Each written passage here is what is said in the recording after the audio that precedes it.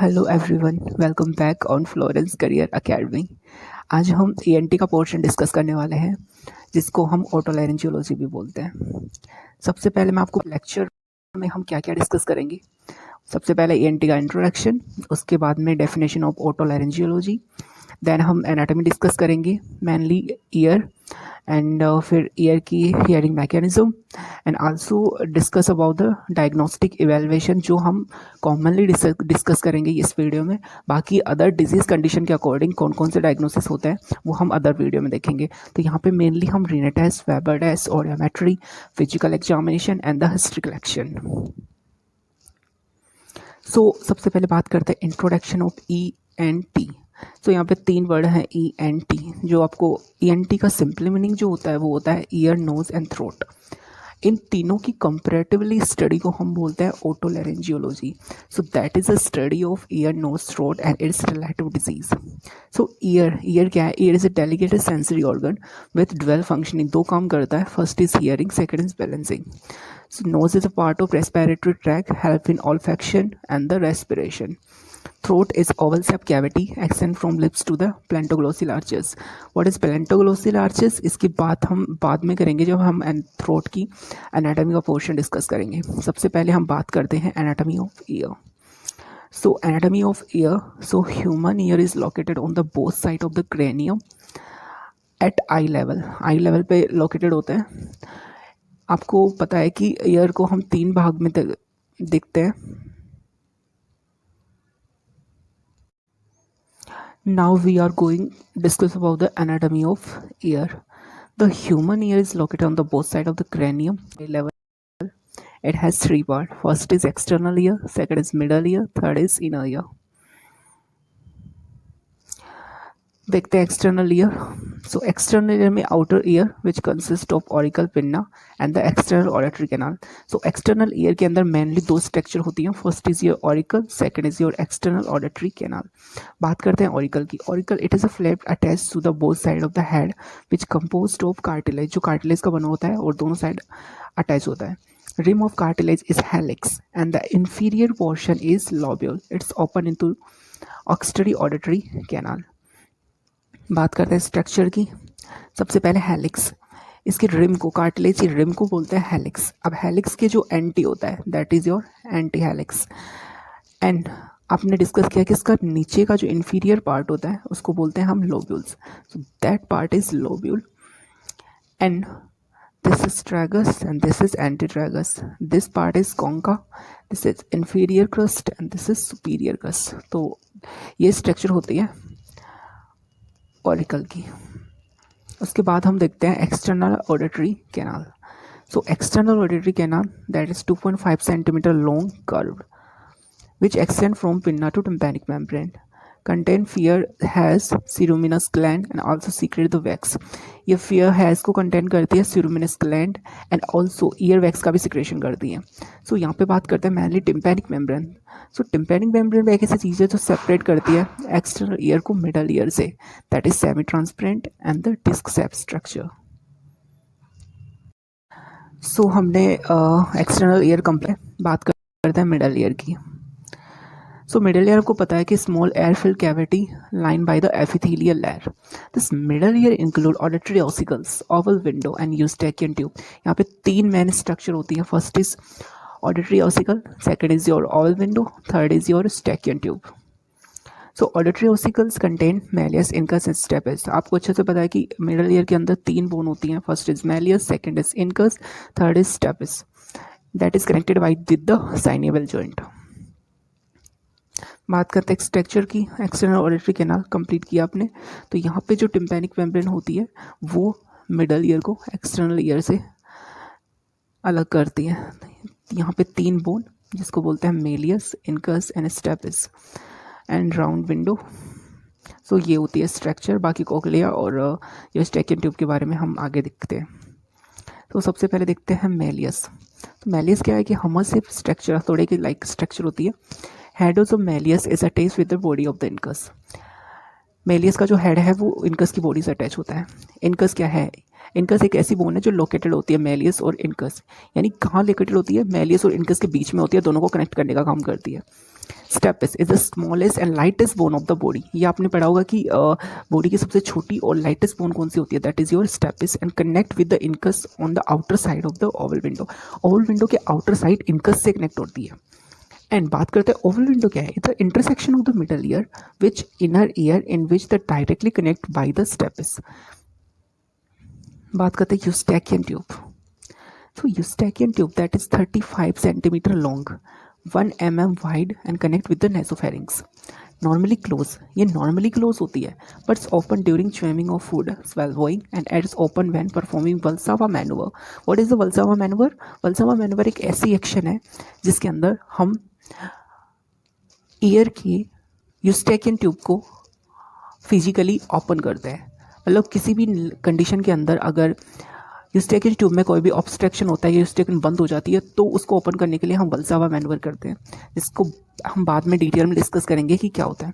तो ये action of tensor villi palatine muscles की हेल्प से किया जाता है। बात करते हैं स्ट्रक्चर की। तो यहाँ पे जो हेड ऑफ मेलियस है वो इनकस की बॉडी से कनेक्टेड होता है एंड द स्टेपिस इनकस की हेड के इंफीरियर क्रस्ट से लोकेटेड कनेक्टेड होती है।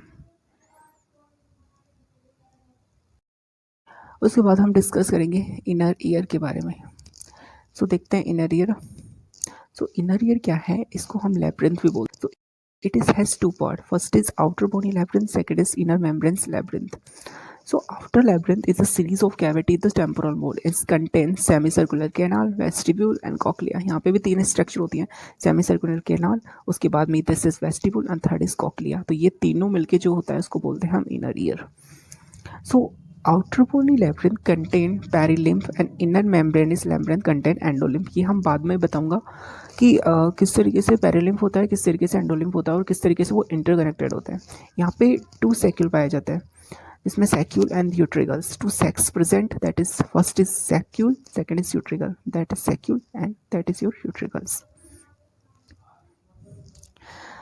Now the structure we will already discuss, but this is cochlea. Cochlea क्या होती है कि स्नेल सब स्ट्रक्चर होती है। उसके बाद में this is your semi circular canal, जो तीन होती है नंबर के अंदर। उसके बाद में एम्पुला हो गया, ये यूट्रिगल्स एंड दिस इज सैक्यूल।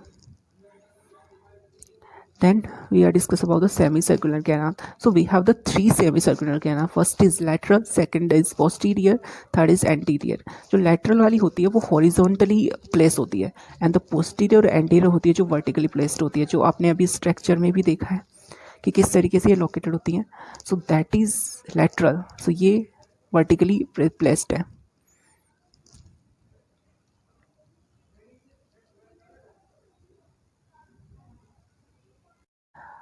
अब बात करते हैं इनर ईयर की। सो इनर ईयर को हम लैब्रिंथ भी बोलते हैं। सो ये दो टाइप का होता है, outer bony labyrinth, second is inner membranous labyrinth. So outer labyrinth is a series of cavity of the temporal bone, is contain semicircular canal, second is vestibule, third is cochlea. So that is the structure here. These are semicircular canal, this is your vestibules and this your cochlea. So outer bony labyrinth contain perilymph, inner membranous labyrinth contain endolymph. It has two sacs. First is saccule, second is utrigals. Here the structure, that is semicircular canal, that is cochlea and this is your vestibule. बात करते हैं semicircular canal. So यहाँ पे तीन semicircular canal होती है. First is lateral, that is placed horizontal. Second is posterior, that is placed vertical, and third is anterior, that also present vertical. जो lateral होती है वो horizontal placed होती है, जैसे आप स्ट्रक्चर में भी देख सकते हैं यहाँ पे कि जो lateral वाली है वो क्या है, horizontally placed है, and बाकी दोनों vertical placed है। उसके बाद में कहते हैं कि it's contain cristae and ampulla. ये तो तीनों सेमी सर्कुलर कैनाल होते हैं, इनके एंड पे क्रिस्टी और एम्पुला यानी फूला हुआ पार्ट पाया जाता है जिसको बोलते हैं एम्पुला। बात करते हैं वेस्टिब्यूल की। तो वेस्टिब्यूल क्या है? That is a central part lie between the semi circular canal. एक तरह का सेंट्रल पार्ट है जो सेमी सर्कुलर कैनाल के बीच में पाया जाता है। Small thick region of the utricle saccule is called macula. जो यूट्रिकल्स और सैक्यूल का जो स्मॉल थिक रीजन है उसको हम मैक्यूला बोलते हैं। अब बात करते हैं कि मैक्यूला क्या है। Macula is a hair cell receptor of static equilibrium. Static equilibrium क्या होता है कि कान का दूसरा काम क्या है? बैलेंसिंग। तो बैलेंसिंग के अंदर जो स्टैटिक इक्विलिब्रियम मेंटेन किया जाता है वो मैक्यूला की ही हेल्प से मेंटेन किया जाता है। बात करते हैं कॉक्लिया की। तो हमने इनर ईयर के अंदर दो चीज़ों का डिस्कशन हो चुका है। First is semi circular canal, second is vestibule. Now the third part is cochlea. So that is snail shape structure. It has 3 chamber. पहला scala vestibuli, second scala tympani, third is scala media. So यहाँ पे आपने देखा कि utricles, saccule, semi circular canal, endolymph duct and cochlea. तो बात कर रहे हैं हम कॉक्लिया की। ये दोनों पोर्शन हम ऑलरेडी कवर कर चुके हैं जो आप पीछे देख सकते हैं। सो यहाँ पे बात करते हैं। आपको पता है कि कॉक्लिया में 3 पार्ट होते हैं। First is scala vestibuli, second is scala tympani and इसको मिडल जो पार्ट होता है वो बोलते हैं स्केला मीडिया। तो मीडिया इंडिकेट करता है मिडल पार्ट को। अब मैंने आपको पहले ये बताया था कि उसका जो आउटर बोनी पार्ट है वो पेरिलिम को कंटेन करता है। तो दैट इज योर पेरिलिम। ये दोनों इंटरकनेक्टेड होते हैं। तो ये दोनों इंटरकनेक्टेड होते हैं तो इसमें एक ही तरह का लिम्फ होता है तो इसको बोलते हैं पेरिलिम। एंड मिडल के अंदर जो होता है उसको बोलते हैं एंडोलिम्फ। सो ये बात हो चुकी है ईयर की एनाटॉमी की। अब बात है ईयर की फिजियोलॉजी जिसमें हम मेनली डिस्कस करने वाले हैं mechanism of the hearing.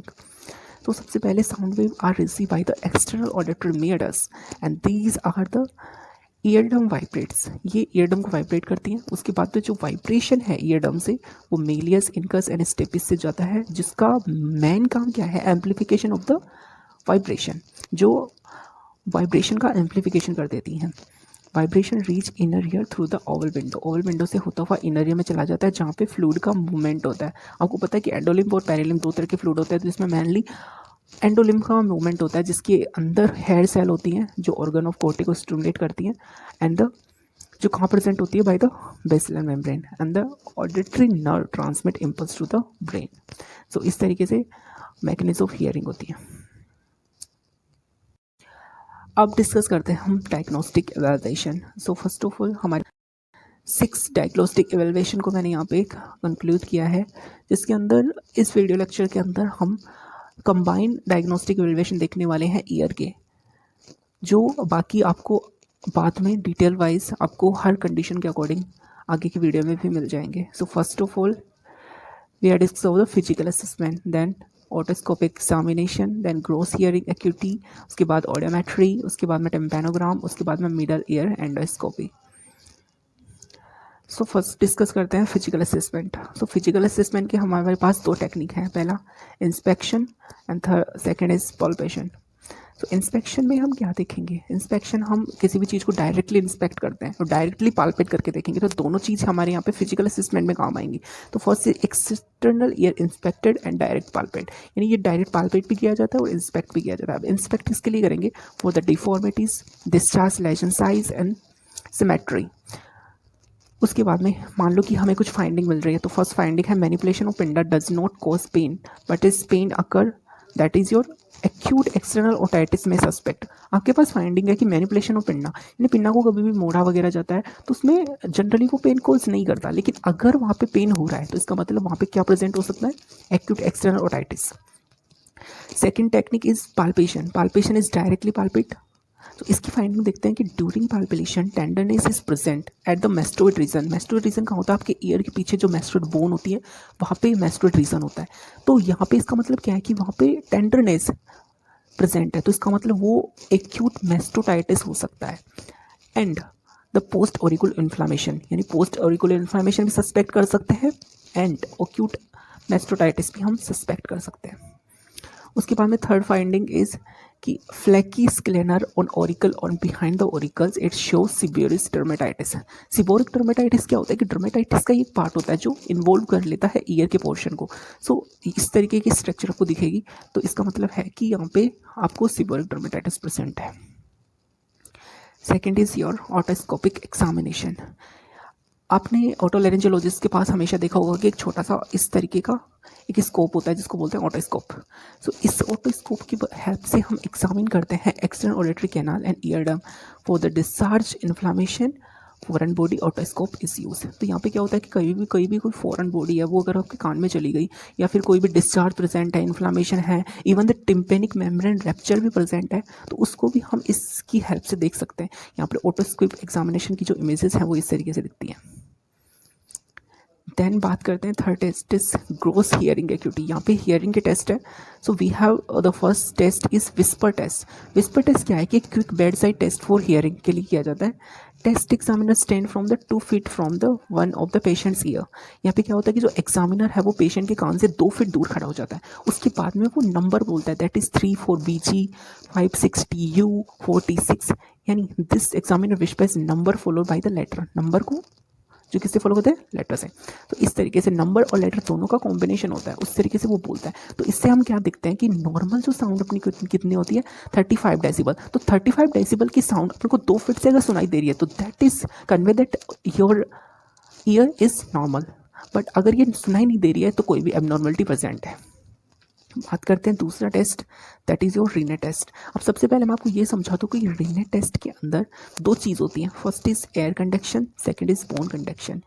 Air conduction का मतलब होता है कि जब भी हम ट्यूनिंग फोक ये दोनों टेस्ट है, रीनेट टेस्ट और वेबर टेस्ट, दोनों ही ट्यूनिंग फोक की हेल्प से किए जाते हैं। अगर ट्यूनिंग फोक को हम वाइब्रेट करके एयर कंडक्शन इन ईयर के जस्ट सामने रखेंगे तो वहाँ पे क्या होता है कि एयर की वजह से जो कंडक्शन होता है, एयर की वजह से, नॉट ईयर, एयर की वजह से जो कंडक्शन होता है उसको हम बोलते हैं air conduction. And second time में क्या करेंगे, ट्यूनिंग फोक को वाइब्रेट करेंगे एंड मैस्टोइड रीजन जो कान के पीछे की तरफ होता है जहाँ पे मैस्टोइड बोन होती है, तो उसके रीजन पर जब हम रखेंगे तो वहाँ का जो कंडक्शन है वो बोन की वजह से होगा, that is your mastoid bone. तो उस मैस्टोइड बोन की वजह से अगर वहाँ पे कंडक्शन हो रहा है तो वो क्या कहलाएगा, बोन का bone conduction. So that is your bone conduction. अब यहाँ पे चीज़ ये है कि एयर कंडक्शन अगर बोन कंडक्शन से ज़्यादा होता है तो दैट इज नॉर्मल थिंग, यानी ये नॉर्मली होना चाहिए। हम जनरली एयर कंडक्शन से ही सुनते हैं, ना कि बोन कंडक्शन से। तो हमारा एयर कंडक्शन अगर सही है तो इसका मतलब हम नॉर्मल है, रीनेट टेस्ट पॉजिटिव है। दूसरा है एयर बोन कंडक्शन अगर ज़्यादा है एयर कंडक्शन से तो ये चीज़ एबनॉर्मल पे जाएगी। So it's compare air and bone conduction hearing. Place the vibrating tuning form the base of the mastoid bone. Ask patient when the sound is no longer heard and now the place tuning for auditory meatus and ask the patient when no is seen. यानी मैंने आपको 2 condition बताई। सबसे पहले क्या करना है कि ask the patient when sound is no longer heard। कहाँ पेशेंट को क्या करना है कि आपको साउंड कब तक सुनाई दी, जब आपको ट्यूनिंग फोक को कहाँ प्लेस किया, मैस्टोइड बोन पे। उसके बाद में आपने ट्यूनिंग फोक को ऑडिटरी मेटस यानी कान के जस्ट बाहर आपने प्लेस किया, फिर भी आपको यही सवाल पेशेंट से करना है।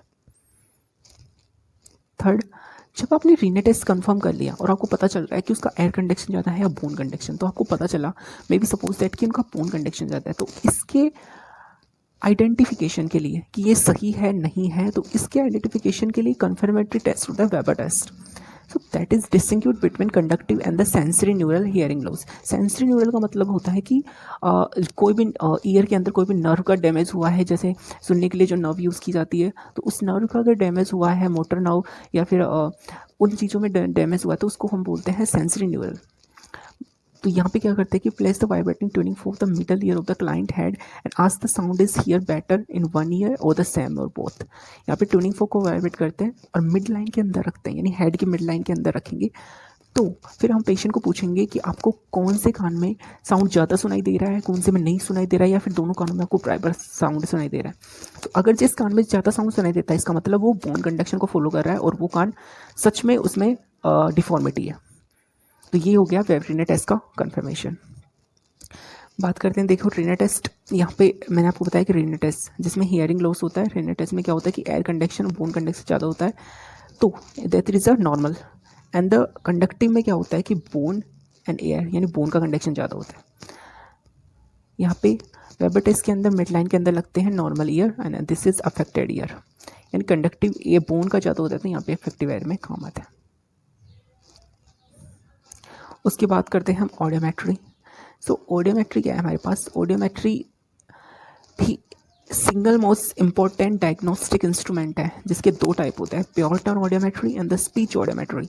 ऑडियोमेट्री में क्या होता है, हमारे पास एक हेडफोन का यूज़ किया जाता है जो राइट साइड पे रेड कलर का होता है एंड लेफ्ट साइड पे ब्लू कलर का।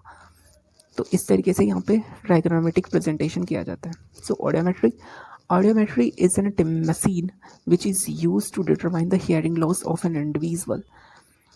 हियरिंग लॉस की डिटर्मिनेशन के लिए हम ऑडियोमेट्री करते हैं. Classification of audiometers, that is pure tone audiometer and the second is speech audiometry, जिसमें हम प्योर टोन में एयर एंड बोन कंडक्शन को समझते हैं. और उसके बाद में हम स्पीच ऑडियोमेट्री में स्पीच थ्रेशोल्ड को समझते हैं.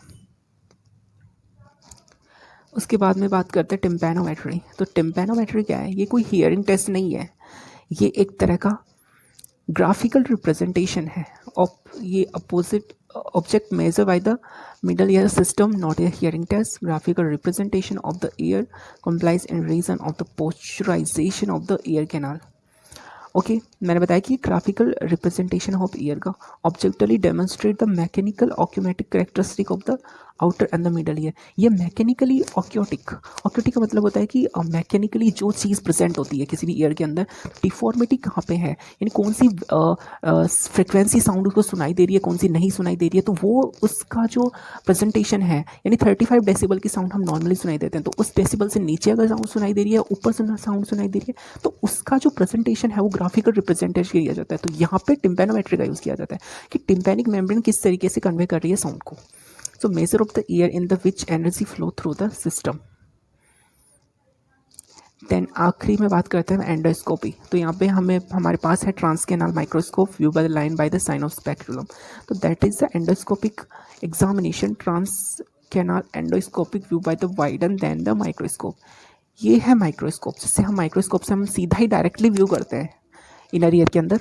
बट यहाँ पे एंडोस्कोपी का मतलब होता है कि ये काफ़ी वाइडर नहीं होती, मतलब इसमें वाइडर देख सकते हैं हम चीज़ों को. ये काफ़ी नैरो होती है, नैरो कैनाल की थ्रू जाती है, और उसके बाद में उसको वाइडली यानी काफ़ी अच्छे से हम फॉलो कर सकते हैं चीज़ों को rather than microscope. So that is your complete lecture, and last thank you. And this slide is presented by the Florence Career Academy. And अगर आपको वीडियो पसंद आता है तो please like, share and the subscribe and comment. Thank you.